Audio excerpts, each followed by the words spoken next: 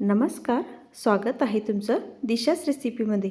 आज आपण बघणार आहोत पौष्टिक आणि बहुगुणी मोर आवळा। आज मी फोडीचा मुरब्बा करणार आहे। त्यासाठी अर्धा किलो आवळे घ्यायचे, ते स्वच्छ धुवून घ्यायचे। आता सर्व आवळे आपल्याला वाफवून घ्यायचे। त्यासाठी गॅसवर मोठं भांडं ठेवायचं, त्यामध्ये पाणी टाकायचं। पाणी तापलं त्यावर जाळी ठेवून द्यायची आणि आता सर्व आवळे आपल्याला वाफवून घ्यायचे। ते सर्व आवळे आपल्याला जाळीवर टाकून घ्यायचे आणि त्यावर झाकण ठेवून द्यायचे। झाकण आपल्याला 10 मिनिटांसाठीच ठेवायचं आहे।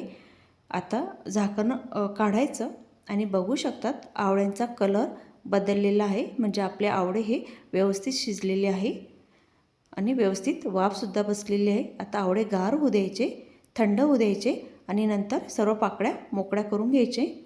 अगदी अलगदपणे सर्व पाकळ्या मोकळ्या होतात। आता एका मोठ्या ताटामध्ये पसरून घ्यायचे, 10 मिनिटांसाठी तसंच राहू द्यायचं। आणि आता मोरावडा तयार करायचा आहे। त्यासाठी गॅसवर कढई ठेवायची आणि तयार केलेल्या आवळ्याच्या पाकळ्या सर्व टाकून द्यायचे। मी अर्धा किलो आवळे घेतलेले होते।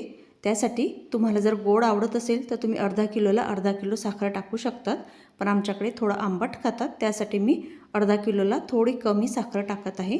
आता साखरेचं पाणी होते तोपर्यंत मिक्स करत राहायचं आहे आणि आता अगदी चिमूटभर मीठ टाकायचं आहे, वेलची पूड टाकायची आणि दालचिनीचा छोटासा तुकडा टाकून घ्यायचा आहे। तुम्हाला जर लवंग आणि मिरे टाकायचे असले तर तुम्ही टाकू शकतात।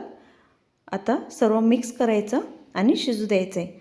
आता यावर झाकण ठेवायचं नाही आहे, असंच आपल्याला आवळा आणि पाक होऊ द्यायचा आहे।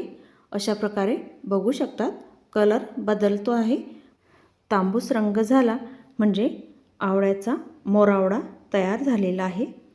आता बघू शकतात किती रसरशीत आपला मोरावडा किंवा फोडीचा मुरब्बा तयार झालेला आहे। कशी वाटली तुम्हाला मोरावडा रेसिपी किंवा फोडीचा मोरावडा रेसिपी आवडली असेल तर लाईक करा, शेअर करा आणि सबस्क्राईब करा। धन्यवाद।